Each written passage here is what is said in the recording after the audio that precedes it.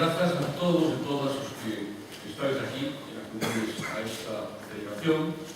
Moitas grazas tamén en nome propio e en nome da familia Álvarez ao señor alcalde da cidade de Tui, ao bibliotecario Rafael Sánchez, aquí o presidente da Academia José Luis Méndez Ferrín. Moitas grazas á Academia e ao Concello de Tui por propiciar non só este acto, senón os que ao longo do ano 2008 se celebraron alrededor da figura de Xosé María Álvarez. Foi precisamente a Academia que, logo de elixir a figura de Xosé María Álvarez Blázquez como escritor para o ano 2008, abriu o círculo, encetou esa esfera que se foi perfilando alrededor da figura de Álvarez Blázquez o 26 de xaneiro do 2008 a presentación da edición feita pola Academia do discurso de ingreso de Xosé María Álvarez Blázquez na Academia, discurso que foi pronunciado no ano 1964. Así, naquel acto que se celebrou en Vigo, así comenzaban as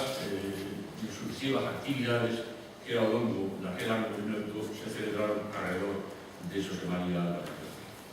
O círculo complétase hoxe, precisamente en Tui,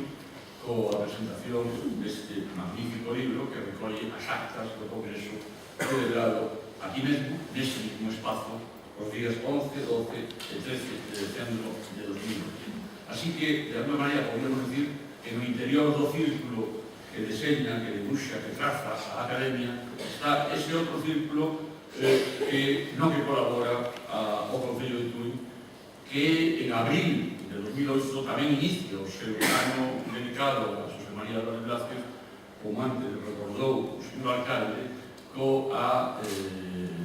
descubrimento da placa na Casa do Rollo, a casa familiar dos Álvarez Blázquez, e logo con innumerables actividades ao longo de todo o ano. Nese ano 2008 a enerxía colectiva foi moi intensa, non só a enerxía dos investigadores, dos editores, dos académicos, dos concellos, senón tamén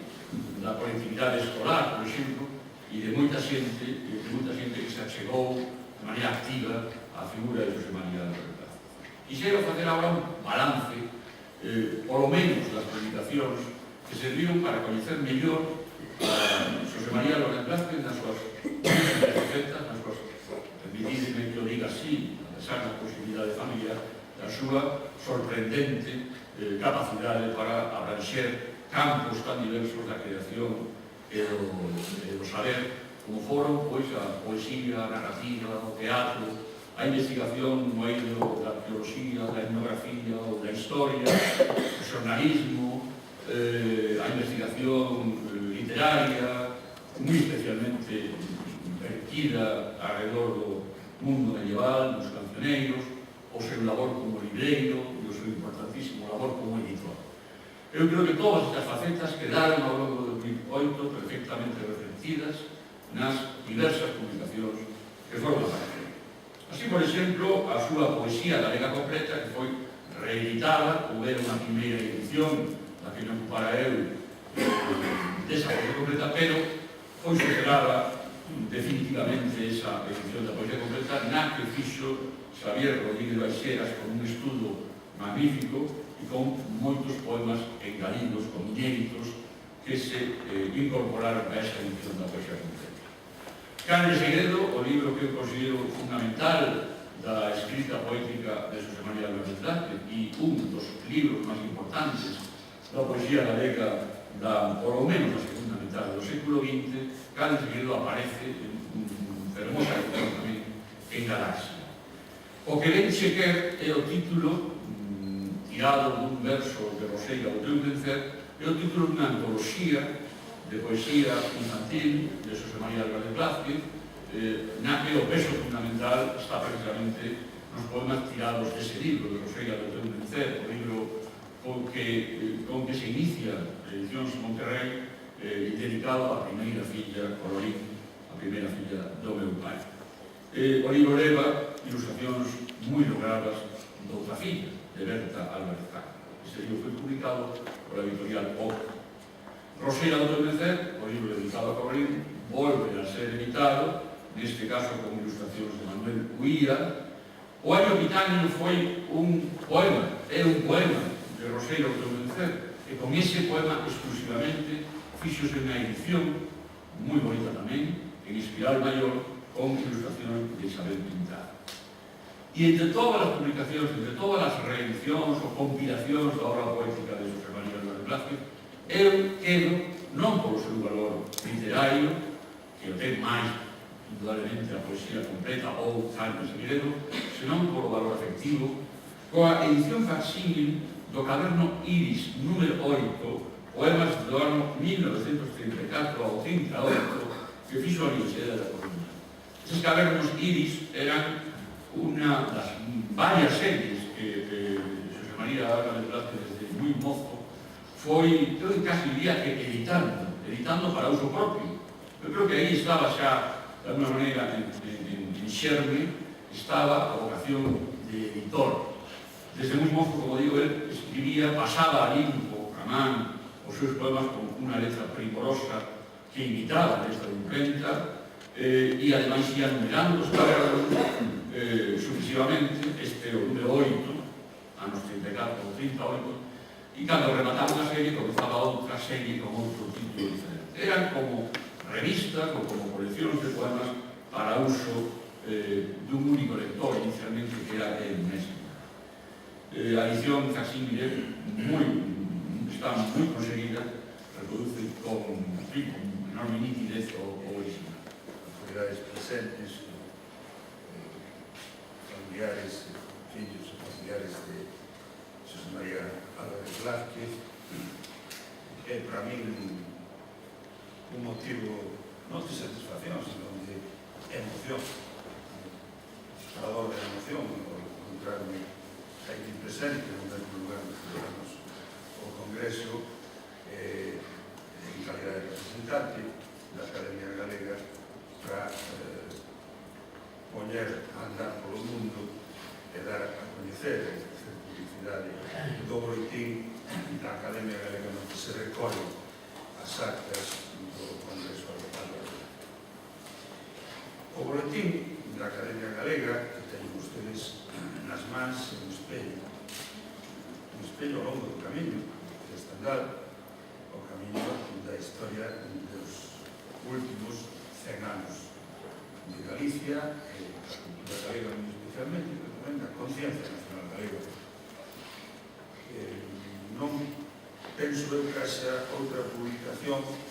que unha continuidade si ben discontinua e tan pertinaz recolla o devalar da nosa historia cultural, da nosa historia social, tamén como o boletín da Academia Galega a este espello, é certamente un espello roto, porque en distintas ocasións o boletín interrompiu a súa publicación, fundamentalmente no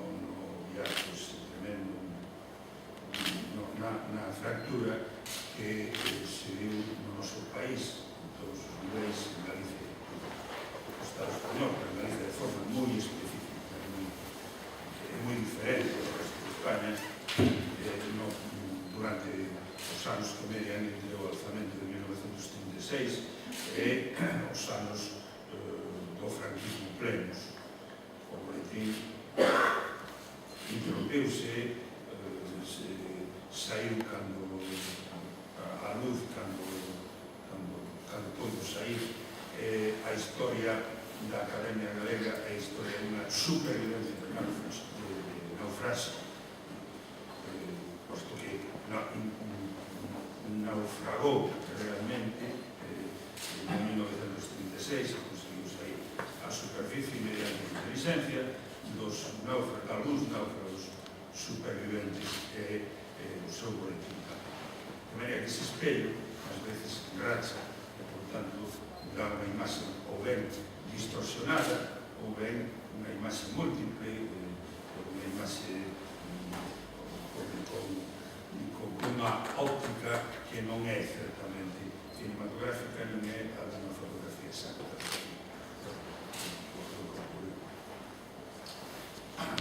Este número do boletín, que é o número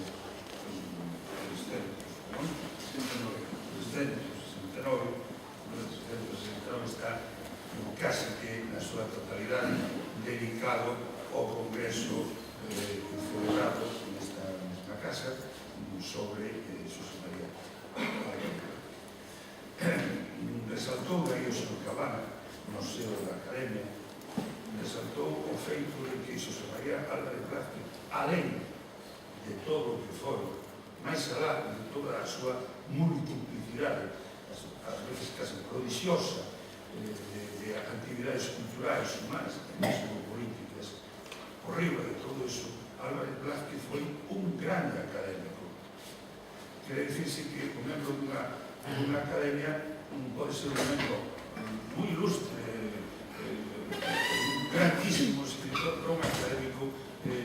é algo máis que iso, ou espera ser algo máis que iso. É un home que define un canon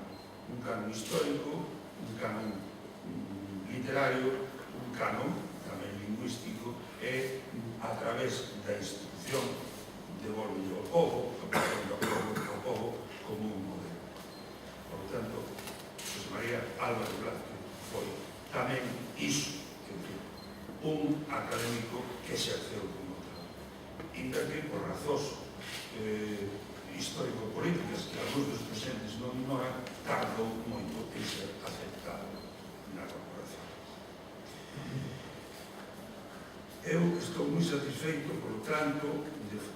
participar nesta presentación e,